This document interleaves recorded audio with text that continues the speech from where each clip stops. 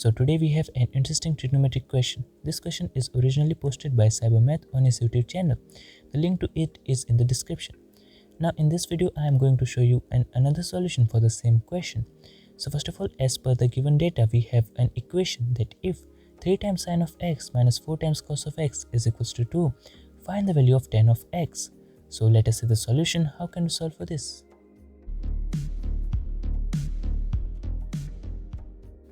So first of all, let me tell you that I am going to use a geometrical method to solve this trigonometric equation. So let us see that. In the given equation, we can see that the first term is 3 times sine of x. So let us plot it as a geometrical diagram. So I am taking a right angle triangle. So here is its height, here is the base, and here is the hypotenuse of that right angle triangle, and the 90 degrees present over here. So let the height be equals to small h. The base we do not need for now, and let the hypotenuse be equals to 3, and let this particular angle be equals to x. Now in this right angle triangle, the value of sine of x is going to be equals to opposite upon the hypotenuse. So opposite to angle x is h and hypotenuse is fixed, that is 3. So sine x is h upon 3. So from here I get the value of 3 times sine of x, that is equals to h. Now we will keep this thing as it is, that 3 times sine of x is equals to h. Now this same triangle, what I will do is extend this hypotenuse in a straight way by 1 unit.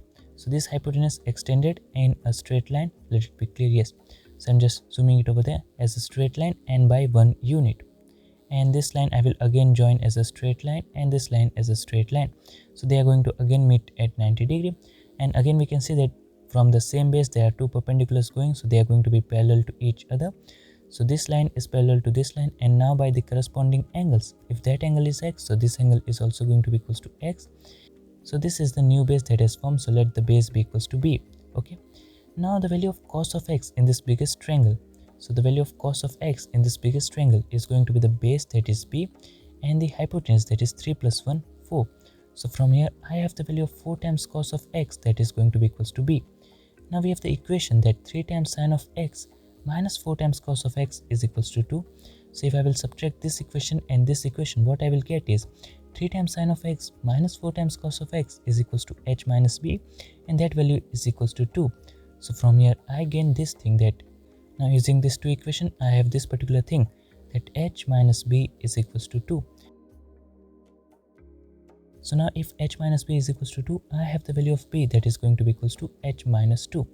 So this thing is required that yes, base, that is b, is equals to h minus 2. I keep it as equation 1. Okay. Now let this length be from here to here, let this length be equals to y. So from here to here the length is equals to y, and h was the length from that particular point to this particular point. Okay. Now what I can observe is that a right angle triangle is there. Okay. These two lines are parallel and they are bisecting these two sides. So I can apply the basic proportionality theorem. The theorem says that if you have a triangle and there is a line parallel to the base, here's the line that is parallel to the base, so it will bisect these two sides into two parts, a, b, p and q. Then the ratio of a upon b would always be equals to ratio of p upon q. The proof to this is also very simple, and in another video I will show it to you. So first of all I am removing this. Now what I have is that ratio of h upon y is equals to 3 upon 1. As you can see, ratio of this upon this is equals to ratio of that upon that. So h upon y is equals to 3 upon 1. So from here I have the value of h that is going to be equals to 3 times y. Now in this whole triangle I will convert all these things in the term of y. So now I have the value of h that is equals to 3 times y. That thing is already equals to y. I have the base, that is b. I have the value of b from equation 1, that is h minus 2. H has a value that is 3 times y, so the base becomes 3 times y minus 2. Okay. Now look in this biggest right angle triangle. This complete height is 3y plus y, that is 4 times y. We have base also in the terms of y, and we have a perfect value for the hypotenuse.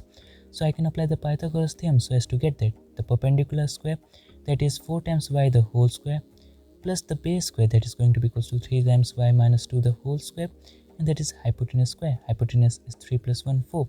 So 4 square. Now looking over here and simplifying it, so 4y the whole square becomes 16 times y square. Opening this with the algebraic identity, so 9y square plus 4 minus 2 to 4, 4, 3, 12 times y is equals to 16. Now simplifying this thing, so 16y square plus 9y square is equals to 25 times y square minus 12 times y, and minus 12 is equals to 0. Now we have to solve this particular question. So as to get the value of y, so we can just apply the quadratic formula. So y is equals to 12 plus and minus square root of 12 square 144, negative 4 negative 12 positive 4, 4 into 25 is 100, 100 into 12 is 1200, 1200 plus 144 is 1344, and 1344 can be written as 64 into 21, and as it is in a square root, so that all things become 8 times square root of 21, and in the denominator we have 2 times 25, that is 50. Now we can see that some things are going to be cancelled from the table of 2. So we have the value of y that is going to be equals to 6 plus and minus 4 times square root of 21 upon 25. So here's the value of y, but the question is not over yet. We have to find the value of tan of x. Now look in this biggest right angle triangle. We can see that the angle x is inscribed in it. So according to this right angle triangle, the value of tan of x is going to be equals to opposite upon the base, or we can say opposite upon the adjacent.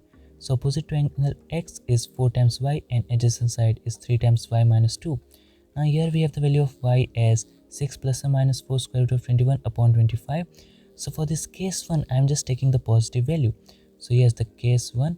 So in case 1, I am taking y as equals to 6 plus 4 times square root of 21 upon 25.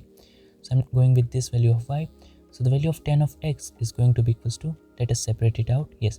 So the value of tan of x is going to be equals to 4 times 6 plus 4 times square root of 21 and divided by 25, so let it be clear, yes, upon 25, and in the denominator I am taking the LCM in the same step. So 3 into 6, 18 plus 3, 4, 12 times square root of 21 minus 50 upon 25. So 25 and 25 got cancelled out. This thing simplified in the denominator. So it will give me 4 into 6 plus 4 square root of 21. And in the denominator, I will have that 18 minus 50 is negative 32. So 12 square root of 21 minus 32, I can take 4 common. So inside the bracket, it will remain 3 times square root of 21 minus 8. So this 4 and this 4 got cancelled out. I can do the rationalization of the denominator. So multiplying and dividing 3 square root of 21 plus 8. So 3 times square root of 21 plus 8, and in the denominator 3 times square root of 21 plus 8. Now opening the brackets in the numerator. So 6 into 3 is 18 times square root of 21 plus 6 into 8 is 48 plus 4 into 3 is 12. 12 into 21 is 252 and plus 4 into 8, that's 32 times square root of 21. So this is the numerator, and in the denominator we will have 339 into 21, that's 189 minus 64, that's 125. Now simplifying the numerator, so we have 48 plus 252, that is 300, and plus 18 plus 32 is 50 times square root of 21 on 125. Now we can see that the things in the numerator and denominator are going to be cancelled from the table of 25. So now I can take 25 common from the numerator. So 25 taken common inside the bracket, 12 plus 2 times square root of 21. And in the denominator, I have 125. Now from the table of 25, it goes 5. So I have the final value of tan of x, that is equals to 12 plus 2 times square root of 21 upon 5.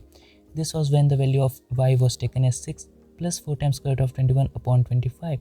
Now in the case 2, if we are going to take 6 minus 4 times square root of 21, you are going to get the same value just like this way, 12 minus 2 times square root of 21 upon 5. Just this positive will become negative. I have tried myself, you can also try it by yourself. So these are the two values of tan of x. This is the first and that is the second one. You can do the decimal approximation also because the answer may vary. So this answer is absolutely correct because I also got this same thing, and by the two method that Cybermath did, he also got the same answer. So this was my way to solve this particular question. There are 2 more ways by Cybermath. The links are in the description. And if you have any other method other than mine, other than Cybermath, you can do comment below. And if it's hard to comment, you can email me or else you can DM me on my Instagram. The links are in the description.